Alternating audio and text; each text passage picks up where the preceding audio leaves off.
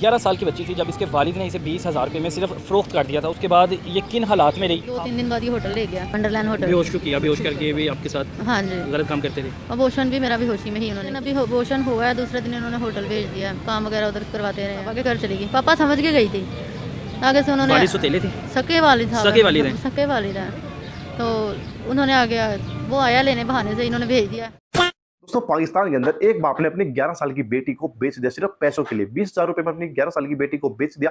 और जिसने उसको खरीदा उसने उस लड़की को कितना गलत यूज किया, कैसे बार बार उसको प्रेग्नेंट करके उसका अबॉर्शन करवाया गया। वो लड़की खुद अपनी कहानी बता रही है, कैसे पुलिस भी उसका साथ नहीं दे रही है। पाकिस्तान की घटना, चलिए देखते हैं। 11 साल की बच्ची थी जब इसके वालिद ने इसे 20,000 रुपये में सिर्फ फ़रोख्त कर दिया था। उसके बाद ये किन हालात में रही? खावंद ने बड़ी कोशिश की इसको अपने प्रोटेक्शन देने की, लेकिन जहाँ पे इसकी शादी हुई वहाँ से भी बच्ची को उठाया गया और उठाने के बाद मुख्तलिफ होटलों पे चलाते रहे, हत्ता कि इस बच्ची का अबॉर्शन भी करवाया गया और बच्ची बड़ी मुश्किल से वहाँ पे भागी है। तो पठानों ने क्या कहा आपको जब उन बेचा वालिद ने? शादी की तरह ही उन्होंने रुखसत किया था मुझे। ये मुझे एक घर में ले गया, बेहोश कर ले गया। मैंने पूछा वसीम कहाँ है, आपने तो झूठ बोला है, मार कुटाई की है इसने। फिर 2-3 दिन बाद ये होटल ले गया, वंडरलैंड होटल। बेहोश क्यों किया? बेहोश करके भी आपके साथ हाँ जी, गलत काम करते थे? अबॉर्शन भी मेरा बेहोशी में ही उन्होंने किया। अबॉर्शन भी बेहोशी में करवाया? उसी दिन ही करवाया अबॉर्शन? हाँ जी, एक दिन अभी अबॉर्शन हुआ है, दूसरे दिन इन्होंने होटल भेज दिया, काम वगैरह उधर करवाते रहे हैं। 3.5 माह में उसके पास रही हूँ। लड़की की तबीयत ख़राब होती है, आप भी समझते हैं इस बात को। वो तब भी आराम नहीं करने देते थे मुझे। इसके हाथों बेचा था?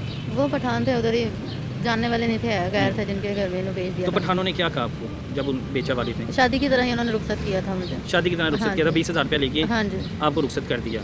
उसके बाद फिर क्या मामला, क्या कहानी थी ये जो गलत लोगों के हाथ में कैसे चढ़ गई, होटलों में कैसे जाना शुरू हो गई? वो मैं पहले नहीं जाती थी, तकरीबन उधर रही हूँ, 2 बच्चे भी हैं मेरे उधर।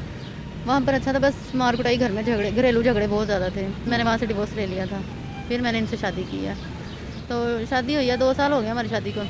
बस कुछ नाराज़गी हुई है हमारी मियाँ बीवी की। मैं अपने पापा के घर चली गई, पापा समझ के गई थी। आगे से उन्होंने वालिद सौतेले थे? सके वालिद था, सगे वालिद हैं? सके वालिद हैं। तो उन्होंने आगे वो आया लेने बहाने से इन्होंने भेज दिया। कौन जाओ, लेने आया? चाचू जो है इनके, वसीम के चाचू जो है ना, वो लेने आए हैं। अच्छा। उसका नाम उस्मान वो है, भी आपके रिश्तेदार हैं? इनके रिश्तेदार हैं। अच्छा, फिर तो इस वजह से आपके वालिद ने भेज दिया? हाँ जी, भेजा है मुझे। उनके बाद मुझे नहीं पता उनकी क्या डील है, क्या नहीं है। ये मुझे एक घर में ले गया, वहाँ पे बेहोश कर ले गया। मैंने पूछा वसीम कहाँ है, आपने तो झूठ बोला है, मार कुटाई की है इसने। फिर 2-3 दिन बाद ये होटल ले गया, वंडरलैंड होटल। बेहोश क्यों किया? बेहोश करके भी आपके साथ हाँ जी, गलत काम करते थे? अबॉर्शन भी मेरा बेहोशी में ही उन्होंने किया। अबॉर्शन भी बेहोशी हाँ में जी, करवाया? उसी दिन ही करवाया अबॉर्शन? हाँ जी, वो हुआ है, अच्छा सा होटल है, भूल गई हूँ। ओ हॉस्पिटल है, जहन में नहीं आ रहा, राना हॉस्पिटल में इन्होंने अबॉर्शन करवाया मेरा। रमज़ान के माह में इन्होंने मेरा अबॉर्शन करवाया। अबॉर्शन करवाने के बाद फिर आपको होटलों में चलाना शुरू कर दिया? एक दिन अभी अबॉर्शन हुआ है, दूसरे दिन इन्होंने होटल भेज दिया।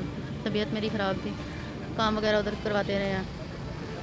ये नहीं, और अगर मेरी बात होती भी थी तो उसकी वाइफ मेरे पास ही रहती थी, बात करती थी को मुझे, मैं बोल ना सकूं, उसकी वाइफ मेरे पास ही होती। मैं निकली हूँ जिस दिन, उसकी वाइफ नहीं थी, एयरपोर्ट पे गई हुई थी। अच्छा, मुझे खुल के बताओ कि जो जुल्म ज़्यादती आपको सामना करना पड़ना ना, जो जिस परेशानी में आप रही हो, जिन हालातों से गुजरी हो, वो सारी तफसील बताओ। मारा पीटा भी जाता था आपको? मारा रोज़ाना? पीटा भी जाता जब था, आप गलत काम नहीं करती थी? नहीं करती थी, जब नहीं डील करता था। यहाँ तक कि जब लड़की की तबीयत ख़राब होती है, आप भी समझते हैं इस बात को, वो तब भी आराम नहीं करने देते थे मुझे।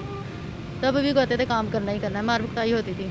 अगर एक काम से मना कर दिया तब भी मार कुटाई होती थी। होटलों में और लड़कियाँ भी हैं? बहुत ज़्यादा। कितनी लड़की हैं? अंदाज़ा नहीं है, काफ़ी होती हैं। किसी से दोस्ती वगैरह पता लगाओ बस बात कि मजबूरी वगैरह से सारी उठा के लाई गई हैं? नहीं, ऐसी कोई बात नहीं होती थी, क्योंकि वो पास होती थी मेरे। सारी शौक से आती हैं? हाँ, सब मेरे पास ही होती थी। और जो वाइफ, उसकी वाइफ है, वो भी पास होती थी कि मुझे फालतू बात नहीं करने देती, अपने पास साथ बिठाती थी। तो कस्टमर किस तरह आते थे? कस्टमर अंदर दाखिल होते थे होटल में, वो लड़की देखते थे, पसंद करते हाँ थे? जी, कस्टमर आते हैं, लड़कियों को शो करते हैं, जो लड़की उसको पसंद आती है उसकी डील करते हैं, फिर वो काम के लिए भेजते हैं। गलत काम के लिए भेज देते हाँ हैं? जी। तो 3-3.5 महीने बाद आप इसे कैसे निकली इस दोज़ख से? तो बस किसी अल्लाह के बंदे ने फ़ोन दिया, मैंने उसका तरला किया, मैंने कहा मुझे फ़ोन दे दो, एक फ़ोन करना है। उसको वास्ता दिया अल्लाह पाक का, उसका द्रम आ गया दिल में। मैंने अपने हस्बैंड से रब्ता किया, बात किया, इस वजह से मैं उसके साथ आई। तो उसका निकल आई, अब क्या चाहती हैं? अब इंसाफ चाहते हैं, जो 18 तारीख से धक्के खा रही हूँ, किस इंसाफ के ही खिलाफ चाहती आपने एप्लीकेशन दी है? हूँ। सिर्फ उस्मान के खिलाफ दी उस्मान है। के खिलाफ, वो जो हाँ। आपको लेके गया था घर से आके? हाँ जी, तो पुलिस क्या कह रही है? वो बस पैसे की डिमांड करते हैं। वो जिसने केस करवाया वो ये कहता है कभी इतने पैसे दे दो, कभी इतने पैसे दे दो। असगर शाह है वो, हम पैसे दे के थक गए। अब रात को कहते हैं रेड करनी है। पहले सुबह को बुलाया, सुबह गई हूँ, 3 से 4 घंटे ज़ाया हुए हैं। फिर शाम को बुलाया, शाम को गई हूँ, जिस टाइम बारिश हुई है रात को। मैं थाने बैठी हुई थी, ऊपर से बातें की हैं, फिर मैंने बदतमीज़ी भी की है। मैं नहीं कहती, जब उन्होंने बदतमीज़ी शुरू की है फिर मैं बोली हूँ, मैंने कहा मैं पागल हूँ। कहता है अच्छे ख़ानदान से जो आपका केस लड़ रहा है। मैंने कहा हमको बगैरत नहीं है, हम भी अच्छे ख़ानदान से, हमें इंसाफ चाहिए। आप पैसे की डिमांड कर रहे हैं, इंसान की भी कोई कीमत होती है। अच्छा जी, बिल्कुल ऐसे ही है कि जब अपने ही महाफिज जो है अपने दुश्मन मान जाए, यानी अपना वालिद जिसने हिफाजत करनी थी वही आगे बेच देता बार बार बच्ची को, तो बच्ची किधर जाए? बच्ची अब आपके सामने है कि बच्ची की क्या हालत है।